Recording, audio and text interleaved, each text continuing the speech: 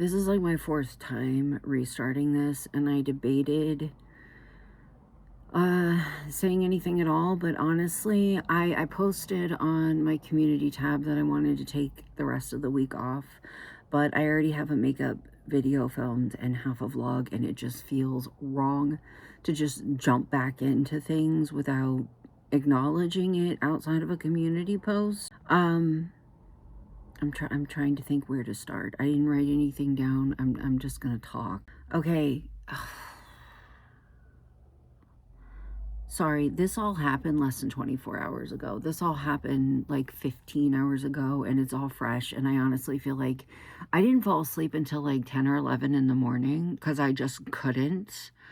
I didn't fall asleep until after she was dropped off at the pet crematorium, and I felt like, okay, I don't know if there's anything else that I can do. Not that there was anything else that I could do at that point, but I don't know how else to describe it. I literally I didn't know what to do. So yesterday I filmed a couple of shorts. I got my mail. I filmed a couple of shorts. By the time that I was done filming and like editing and everything, it was later in the afternoon.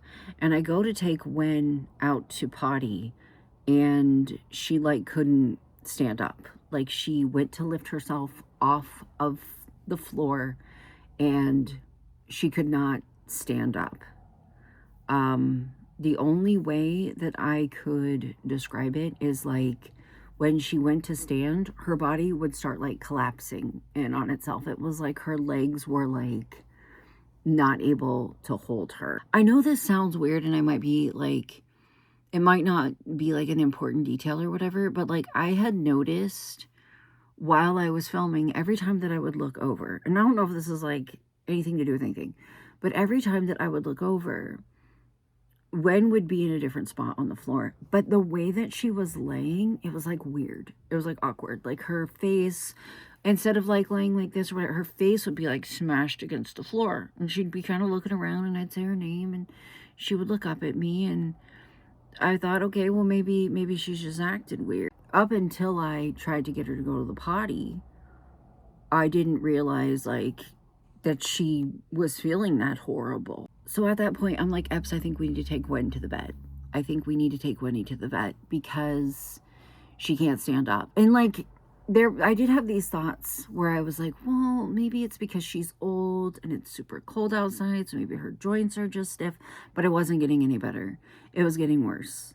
So I started calling around. We have like a handful of vets that are within like a driving distance, a quick driving distance.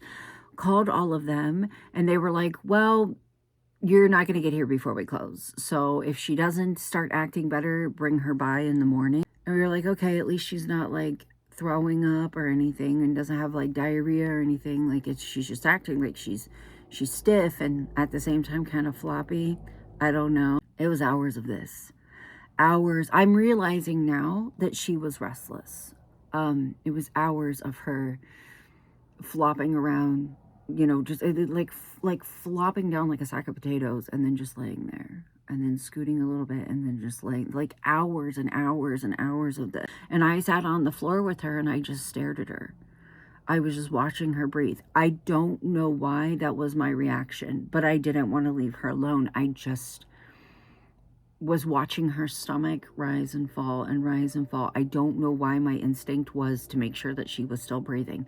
And of course I was petting her and talking to her. And then I think it was like right before Epps got off work, I had realized like she probably needs to drink something on top of everything else that's going on. Because I want to say around 11, she started throwing up. Because to that point, I was like, okay, well, she's stiff and she's kind of like, I don't know, like she was out of it, but she wasn't out of it. Like every time that she would flop down and go like this, I'm like, what is she doing? And then I realized, okay, she's being lethargic. She's lethargic is what it is. But at least she's not throwing up. At least she's not throwing up. And then right before Epps got off of work, I'm laying there beside her and she starts like gagging, and then that's when that started, and then it stopped. and everything was calm. And I was just sitting with her, petting her, talking to her, and I just kept thinking in my head, let us make it till the morning. Let us make it till the morning. There are no emergency vets where we live.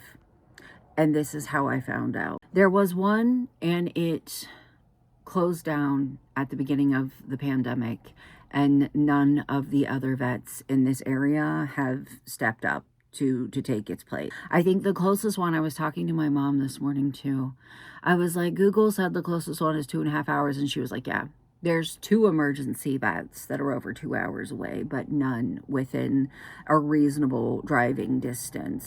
It was like 2 something in the morning. Epps got off of work, and we decided to try to help her drink some water. Like we put some, we thought, well, maybe if we put some on her finger and like stick it on her tongue. Because I was thinking, this is so morbid, I know. But like when my grandma was in the throes of dying, there was like this sponge on a stick thing, and we would take it and like put it on the inside of her mouth to relieve the dry mouth. And I'm like, well, maybe if we put like a drop of water on her tongue, it'll encourage her to drink. Like she'll be like, ooh, that tastes good. That feels good. It worked. We took her water bowl, and when I say a drop, I mean like imagine dipping your finger in a glass of water, and that droplet of water, and then just sticking it on her tongue. I would never like blast water in her mouth or anything like that. We took her water bowl and we put it down at like her level, and she drank out of it. And we were like so excited, and everything was like calm. She was drinking her water. She was still doing the flopping around and adjusting herself thing. And we were really excited too, because when we were trying to get her to drink the water, we put the bowl in front of her and she would turn her head, and we put the bowl in front of her again, and we were like, wow, she's responding. Like she's aware that we're here and aware that we're trying to do something, which to us was like exciting. She drank her water. We were so happy and excited. We told her what a good girl she was. We both sat on the floor with her and we pet her and we were talking to her. And this lasted for like over an hour. She started drinking more water, which made us really happy, and it made us relax a lot. Like we're like, okay, well, she's not gonna be dehydrated, so we can do this. We can get to the morning. At that point, she acted like she was actually going to be able to rest. Like she was restless all day.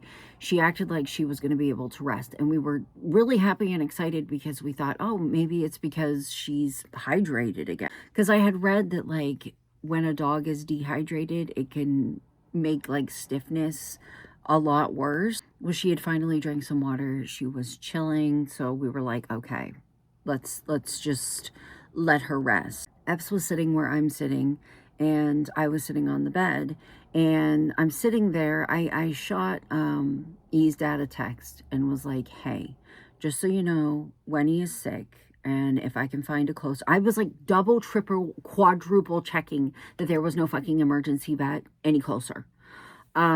I was like, if I can find a closer emergency vet, would you be willing to come over and sit with the boys so that we can take Winnie and go?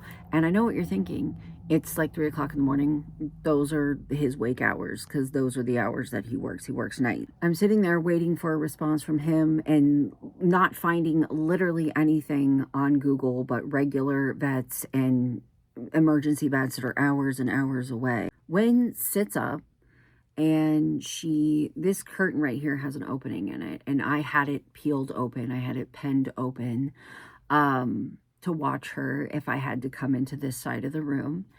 And she had sat down right in the opening of the curtain with her ears perked up, and she was looking at both of us, and we were so happy and excited. We were like, oh my gosh, good girl, good girl. And then the next thing I know, she stood up perfectly straight, like nothing was wrong with her.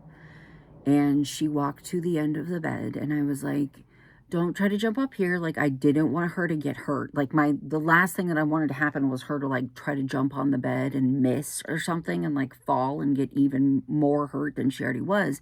And she turned around and she looks at Epps, and Epps said something like, do you want Daddy to pick you up? And he picked her up, and he leaned back with her in the chair. And when he holds her, she does this thing where did this thing where she would push herself back into his chest as hard as she could. Oftentimes she would like sit up, do the sit up thing, sit pretty for him. And she did that. And we were like, oh, you're doing so good. And the next thing we know, she just slouched over. And Epps was like, did she just pass out? And I don't know what in me. I instantly started sobbing. And I said, Epps, I think she just died. And he started screaming and was saying, come back.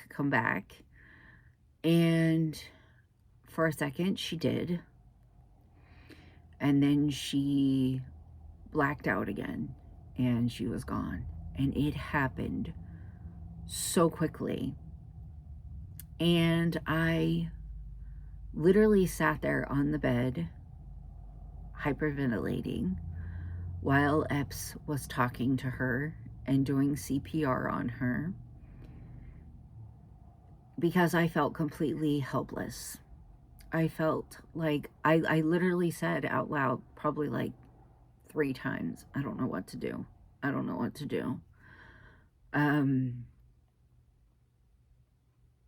It literally came out of nowhere. And then I come to find out, I was talking to my mom this morning on the phone.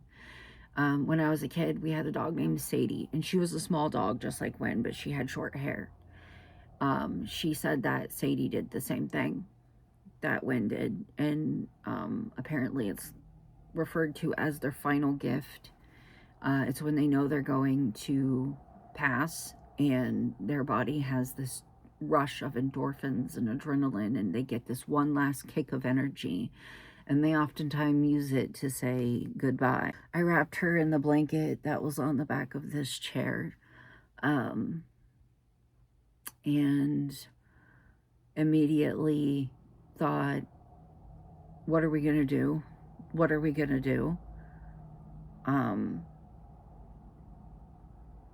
Epps and I could not sleep. He cried himself to sleep. I was laying beside him, listening to him cry in his sleep. He got up all night, all morning, I should say, and was going into the bathroom and crying and laying back down, crying more. And then first thing this morning, we dropped her off at the pet crematorium, and we got this little package where we get to have her paw print and everything, and they told us that they would return the blanket and her collar and everything. And I don't know if I'm just coping or what, but like, the more that I think about it, I was talking to my mom, the more that I think about it, if we would have gotten in the car to take her to the emergency vet, she wouldn't have made it. She would not have made it. She probably would have made it 15 minutes into the car ride. And I feel like, and I know this may be me coping, but it was better for her to go at home in her favorite chair. This was her favorite chair. In Epps' arms, than outside at 3:30 in the morning in the cold and the dark, in a panicked situation. But yeah,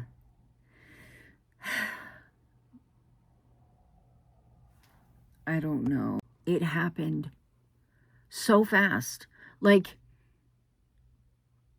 all day I just kept thinking, we just gotta make it to the morning. We just got it to the, as soon as the vets were like, it's too late, we're getting ready to close, bring her in the morning. And then finding out that there's no emergency vets within a reasonable driving distance. I just was focused on, we just gotta get her to the morning, just keep her hydrated, keep her comfortable, talk to her. And it was just like, it went from 60 to 100 like that. It bothers me a lot that we will never know exactly what happened. We will never get to know exactly what happened. I have had a lot of people tell me she was old. And old dogs, to me, okay, we got Wen in September 2020, and she was 6, and then she turned 7 in December 2020. She was a Christmas baby. So she had just turned 12. In my head, I think that's getting up there, but for a 3-pound dog, that's not that old. I thought we had at least 5 to 7 more years with her. To me, Wen wasn't old because she didn't act old. Well, suddenly overnight she was. All these people around me are like, Shay, when people and animals get elderly, it doesn't take much. Think about an old person getting a common cold, and that's all that it takes. Well, dogs are the same way. And I'm just like, well, I kind of refuse to accept that. I know that's probably me coping, but I kind of refuse to accept that. I don't know. And we will never know.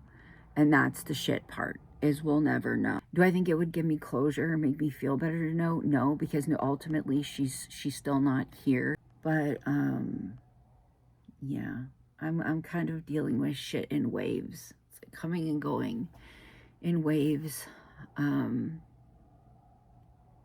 Epps is restless and can't even see a picture of her without losing it.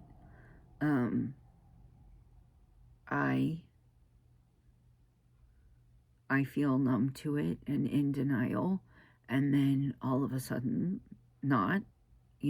The way that grief works. I still feel that way about my grandma. I still have moments where I'm like, oh, I can't wait to see my grandma on Easter. Oh, wait, she's not here anymore. I've been doing that with Winnie. I've been doing that with Winnie too, and I know that she hasn't even been gone 24 hours, but I don't know. I just need a few days. I didn't want to jump. I have videos recorded. I just didn't want to jump back into posting content without acknowledging this, especially because I know that there are quite a few of you that just love her, that she was on my streams with me a lot, and